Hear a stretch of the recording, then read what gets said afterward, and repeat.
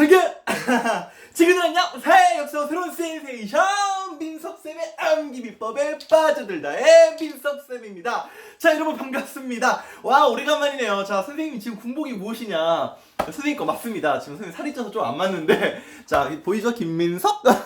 자 실제로 선생님이 육군 장교 출신으로 군복무를 했습니다. 병과는요 우리 남학생분들은 아시겠지만 특히 예비역분들 잘 아실 텐데요 정훈장교라 그래가지고 정치훈련장교, 쉽게 말해서 군대에서도 이제 선생님 노릇을 했는데요.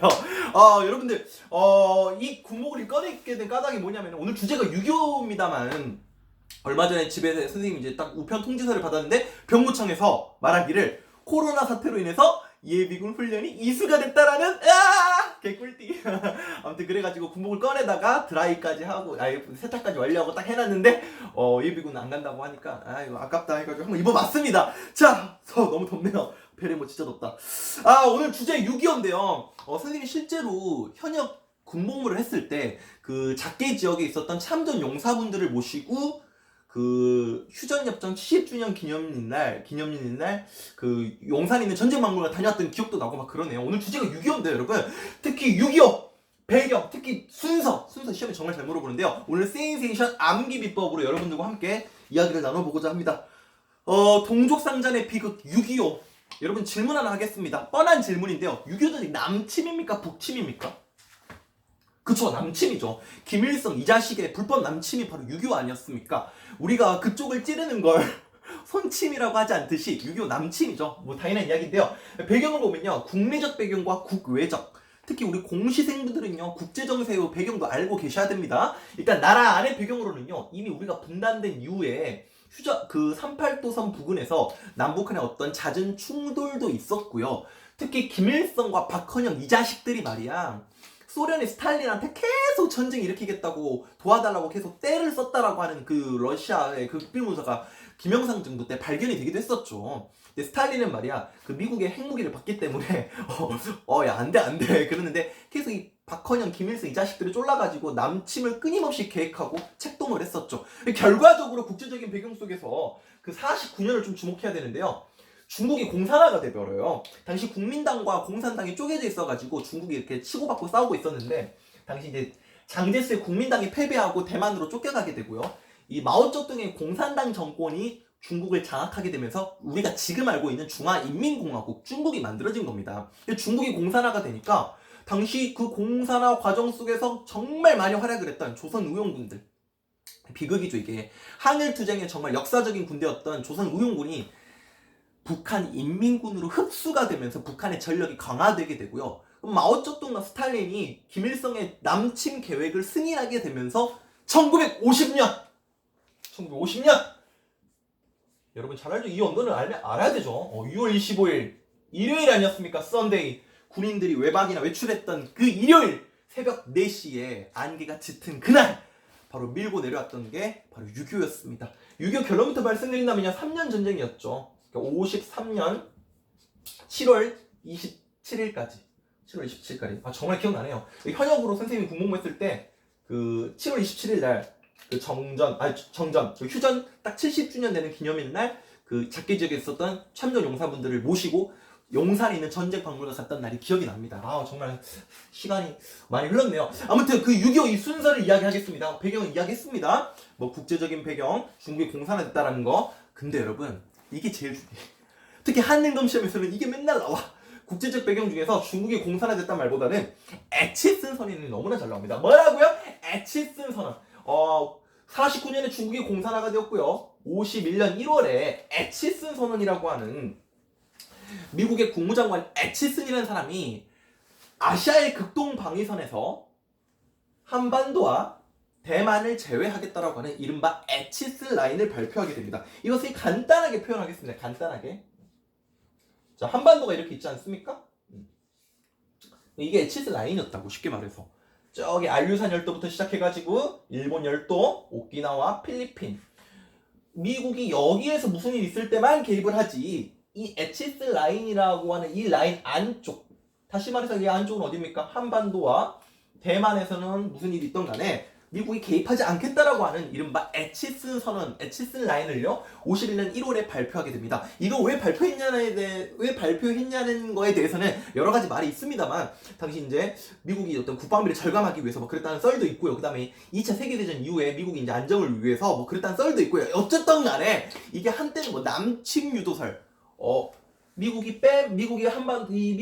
주한미군을 철수함으로써 김일성의 남침을 의도적으로 유도했다라고 하는 이른바 남침 유도설. 학계에서는 거의 받아들여지지 않는 썰인데 아무튼 이런 게 있었다라는 거죠. 이 남침 유도설 아닙니다, 여러분. 아무튼 이 에치슨 라인이 뭐 6.25 전쟁 그 국제적인 배경 중에 하나로 작용했다라는 거. 됐습니까? 아, 좋아요. 자, 그러다가 이제 50년 6월 25일 6.25가 빵 발생하게 되는 거죠.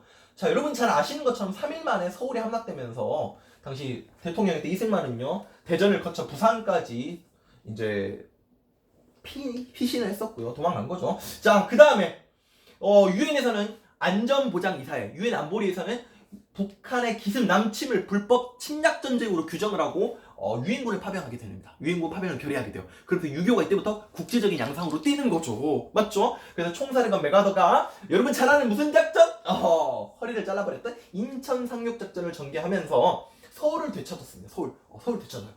그날이 이제 10월 말 무렵이었고요. 10월 15일 날입니까? 그 10월 15일 날.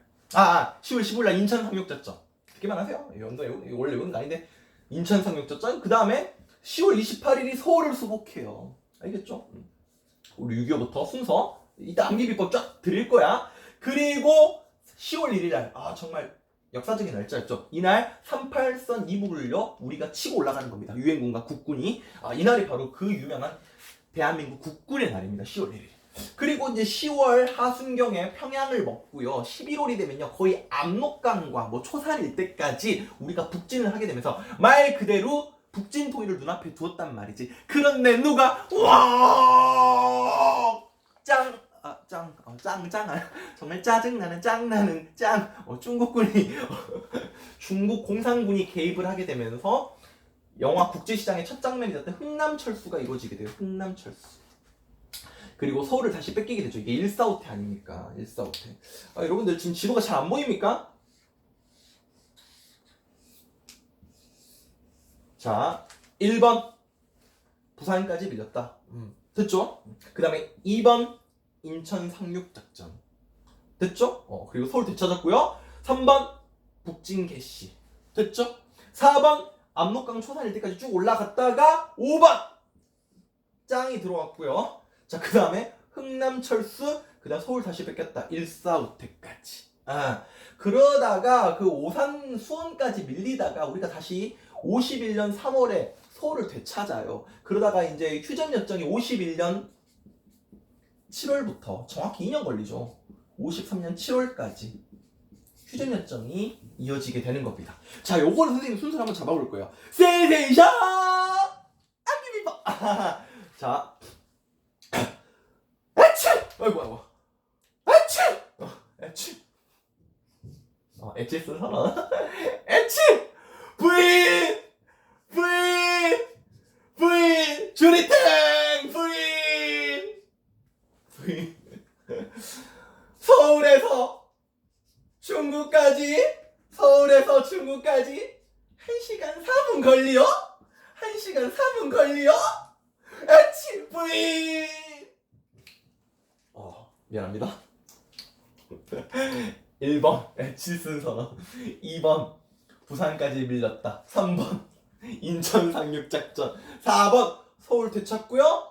올라갔으나 6번 중국군이 개입했다.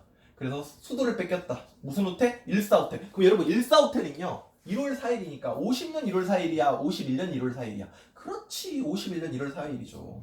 50년 6.25가 발생했는데 맞죠? 에치! V 서울에서 중국까지 1시간 4분 걸려? 145태, 그다음 오산, 평택, 수원까지 밀리다가 다시 서울을 되찾았고요. 그러다가 소련군의 제의로, 소련 측의 제의로야.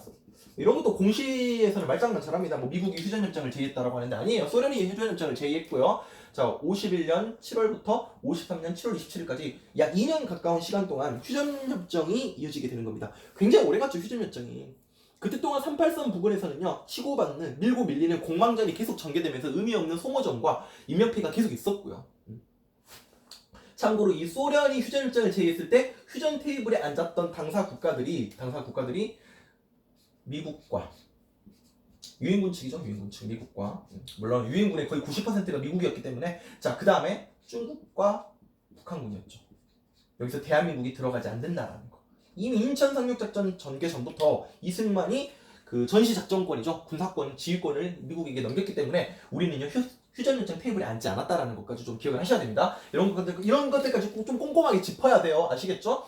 휴전일정이 이렇게 오랫동안 지속된 이유는요, 바로 미국 측과 중국, 북한 측 사이에서 대화가 오고 가는 데 있어서 협상이 원활하게 이루어지지 않았기 때문에 그런 거죠. 뭐 크게 휴전선은 어디로 설정할 것인가, 그 다음에 휴전을 한다면 중립국이라든가 그 감시위원회 국가들은 어떻게 선정할 것인가. 제일 이슈가 됐던 게 이제 포로 문제였죠. 당시 남쪽에 포로가 많았기 때문에 미국은요, 자유송환, 포로의 자유사에 맡기지 않은 자유송환을 주장했고, 북한과 중국은요, 무슨 소리야! 자동송환을 주장하게 되면서 이 포로 송환 문제 때문에 대화가 계속 질질 끌었던 거 아닙니까? 결과론적으로 말씀드리면 이제 자유송환이 채택이 되면서 휴전협정이 체결되는데, 마지막에 우리 이승만이 이승만이 잘한 거, 이거 잘한 거 많아요. 이승만이 이거 잘했어요. 정말 이승만이 그 북진통일을 계속 외치면서 이 휴전협정을 인정 안 했단 말이야. 북진통일 나 휴전 싫어, 이거 어떻게 기회인데, 야 미국 너네들이 말이야 여기서 휴전협정 해버리면 북한이 또 안 쳐들어올 이라는 확신 있어? 라고 하면서 방공포를 석방해버리지. 그러면서 휴전협정에서 급격한 물결이 치다 보니까 미국이 말이야 이승만한테, 승만아 너 왜 그래? 휴전협정에 그런데 너 왜 그러냐고, 왜 파토 치고 난리야? 라고 하니까 이승만이 그러면은 대한민국한테 약속 하나 해달라고 하잖아. 그렇지. 그래가지고 경제 원조라던가 주한미군이 한국에 주둔하게 된다라고 하는 이른바 한미 상호 방호 조약을 체결하게 돼요. 그게 언제였냐면은 53년 10월이야. 10월. 여러분 선생님 지금 무슨 말 하는지 아시겠죠? 이 53년 한미 상호 방위 조약이라고 하는 조약이, 한미 상호 방위 조약이 휴전협정 이후라는 거예요. 몇 가지 순서를 잡으셔야만 여러분들이 6.25전쟁 순서를 정확히 안다고 할 수 있는 겁니다. 아시겠죠? 자, 마지막으로 한번 읽으면서 갈까요? 아치! 부잉! 서울에서 출근까지 1시간 4분 걸려? 오산까지 밀렸다가 다시 서울 되찾고, 그러다가 휴전협정이 51년 7월부터 53년 7월 27일까지 전개가 되었다. 포로 문제로 입장 차이를 보이다가 결과론적으로 휴전협정 체결했고요. 마지막에 53년 10월 한미 상호 방호 조약이 체결됐다는 것까지 여러분들이 꼼꼼하게 정리를 하셔야 됩니다. 요 정도면요, 고등학교 내신 어려운 시험도 커버가 가능할 것 같고요. 그리고 특히 우리 공시생분들은요, 이 6.25 전쟁 때 있었던 끔찍한 여러 가지 민간인 학살 사건들이 몇 번씩 선지로 등장합니다.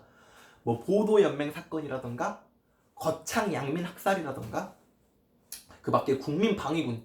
국민방위군은 진짜, 이건 진짜 이승만 정말 욕 많이 먹는 거죠. 국민방위군 사건이라던가 기타 수많은 뭐 민간인 학살, 뭐 노근리 학살 사건이라든가 여러 가지 이 민간인 학살 사건들도 있었다라는 거. 무고한 피해 인명, 솔직히 전쟁이라는 게 그런 거죠. 총알에는 눈이 없다라고 하지 않습니까? 맞죠? 당시 죽은 인명피해 사상자들 가운데 군인보다 민간인이 훨씬 많았다라는 거. 이 끔찍한 유교라고 하는 참상이 다시는 이 땅에 일어나지 않길 간절히 바라면서 오늘 영상 마무리 해보겠고요. 여러분들 순서 꼭꼭꼭 이 지도랑 같이 매핑하시면서 기억을 해주시길 바랍니다. 아시겠죠? 네, 수고 많았습니다.